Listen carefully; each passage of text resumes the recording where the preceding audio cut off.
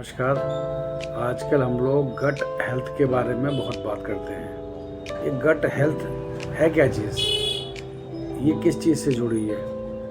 देखिए, जब हम बात करते हैं गट हेल्थ की तो मैंने इसके ऊपर बहुत रिसर्च करी है, बहुत से नोट्स इसमें बनाए हैं। वो मैं आज आपके सामने पेश करता हूँ।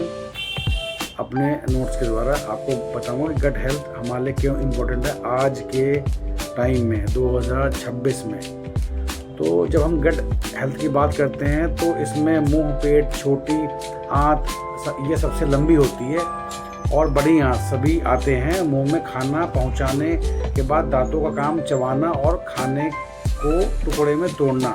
लिक्विड तो मुंह में टिकता ही नहीं और सीधे आहार नली से स्टमक में पहुंच जाता है और फिर आगे निकल जाता है। स्टमक में एसिड और कुछ एंजाइम भोजन को न सिर्फ तोड़ते हैं बल्कि भोजन के साथ आए हुए ज़्यादातर हानिकारक जीवाणुओं को मार देते हैं। इसके बाद खाना छोटी आंत में पहुंच जाता है। यहाँ लीवर से बाइल जूस आकर फैट पर काम करता है। इस समय पर भोजन इस स्थिति में पहुंच जाता है कि उसे पोषक तत्व अवशेषित किए जा सकें। छोटी आंत में ज़्यादा मात्रा में पोषक तत्वों को अवशेषित होते हैं, वहीं बड़ी आंत में कुछ बचे हुए विटामिनों का अवशोषण होता है और वहाँ मौजूद बैक्टीरिया की मदद से कुछ विटामिन B1, B9, B12 आदि बनते हैं।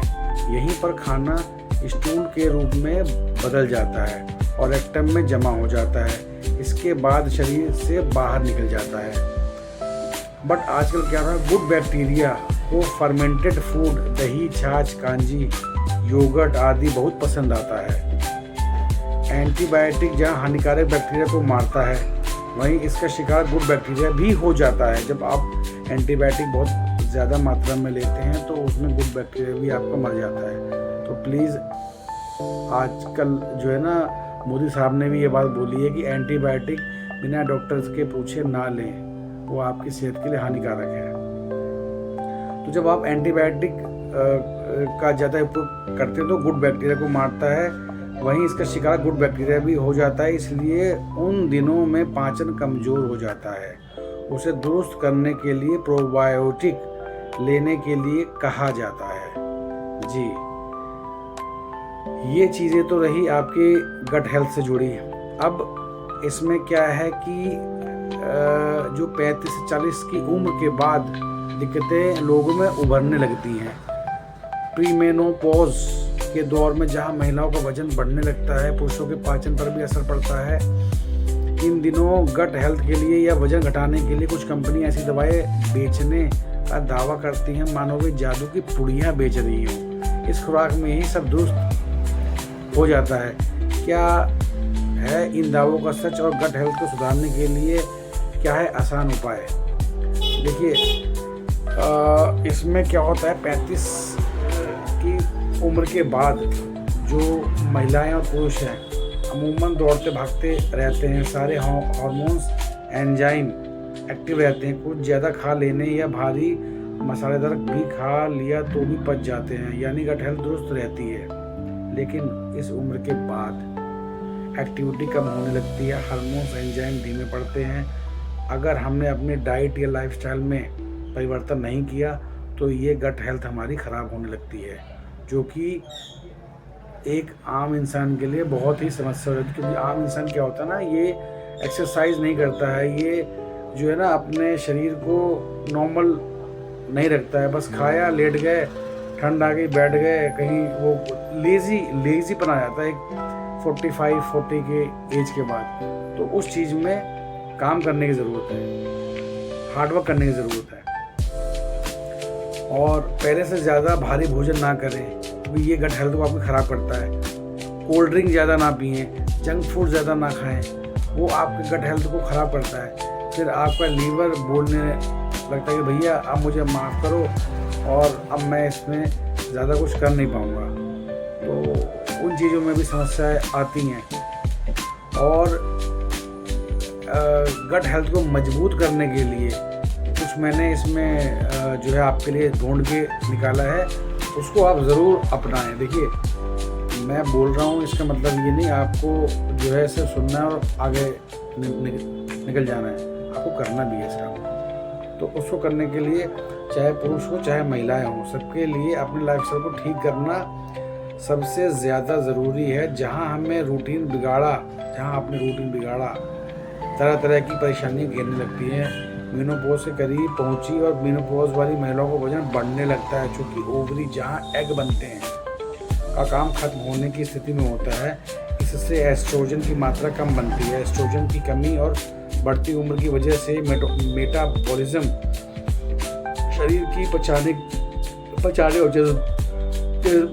बढ़ाने की शक्ति धीमी हो जाती है। इस वजह से मांसपेशियां कमज़ोर होने लगती हैं, जो कि नहीं करना है। यानी टेस्टोस्टेरोन का उत्पादन कम होता है। ऐसे में फिजिकल एक्टिविटी बढ़ाकर और डाइट में बदलाव करके वे अपने वजन को काबू में रख सकते हैं। टीनेजर्स, लड़के और लड़कियों का वजन अगर उनकी उम्र और लंबाई के अनुपात से ज़्यादा है तो ज़रूर ये सोचने वाली बात होती है, भैया इतना मत करो, इतना मत खाओ junk food, burger, pizza, chilli potato और वड़ा पाव, ये वो। भैया मत खाओ भाई, बेचने वाले तो बेचेंगे, आपके लिए समस्या हो जाएगी। ये इसको आप सही रखो प्लीज़, ठीक है।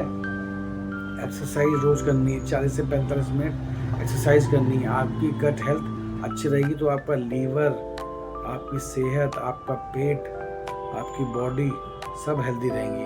और इसमें जो है आपको बीट रूट खानी है, आपको जो है क्या कहते हैं ब्रोकली खानी है, आपको टोमेटो खाना है, आपको मौसमी खानी है, आपको जो है जामुन खाने हैं, पीनट्स खाने हैं। ये सब हेल्दी फूड्स हैं ये, क्योंकि आप खाओगे तो आपकी सेहत बहुत ही हेल्दी रहेगी।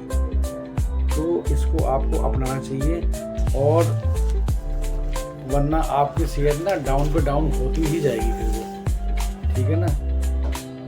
उम्र के साथ डाइट में बदलाव बहुत ज़रूरी है, क्योंकि जो मैं इसमें देख रहा हूँ, मैंने जो नोट्स बनाए हैं उसमें भैया अल्कोहल स्मोकिंग से बचना चाहिए, क्योंकि ये आजकल पॉल्यूशन वैसे ही इतना घेरा हुआ है। पॉल्यूशन ने दिल्ली और NCR क्या पूरे देश में घिरा हुआ है।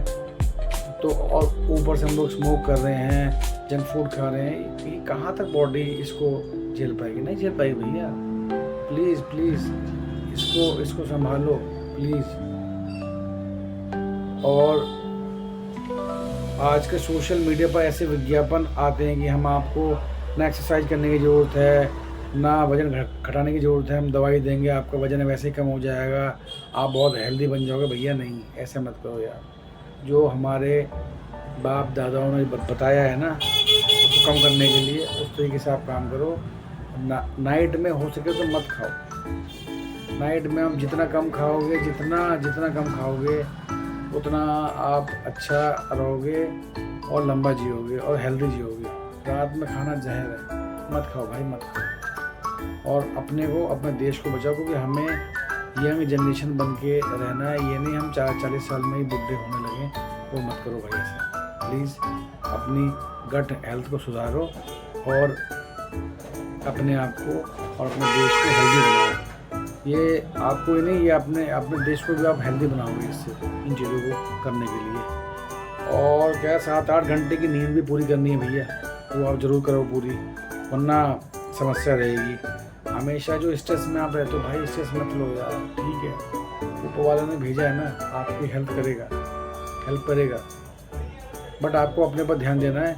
ज़्यादा ओवर ईटिंग नहीं करनी है। जितना कम खाओगे, कम खाने वाला बंदा हेल्दी भी रहता है और अच्छा जीता भी है। विटामिन, मिनरल्स और प्रोटीन की कमी हो जाती है भैया। हरी पत्तेदार सब्जियां खाओ, फल फ्रूट्स खाओ, जितना पॉसिबल हो सके अच्छी चीज़ें खाओ। पैक्ड फूड मत खाओ, वो आपके सेहत को खराब हो जाएगा। दोस्तों ऐसे ही मैं रोचक वीडियो आपके लिए बनाता रहूँगा और रिसर्च करके मैं आपके पास टॉपिक लिखकर आता रहूँगा। हाँ भैया, पढ़ के बोलना पड़ता है मुझे, क्योंकि बहुत मेहनत लगती है ये वीडियो बनाने में और रिसर्च करने में। तो आपके लिए ढूंढ के लाता हूँ मैं नए टॉपिक जो आपकी सेहत को और आपके फैमिली के लिए फ़ायदेमंद रहे। तो भैया नमस्कार, थैंक यू, और आराम से अपना ध्यान रखिएगा। ज़्यादा मत खाइएगा भैया, ज़्यादा मत खाइएगा, प्लीज़, थैंक यू।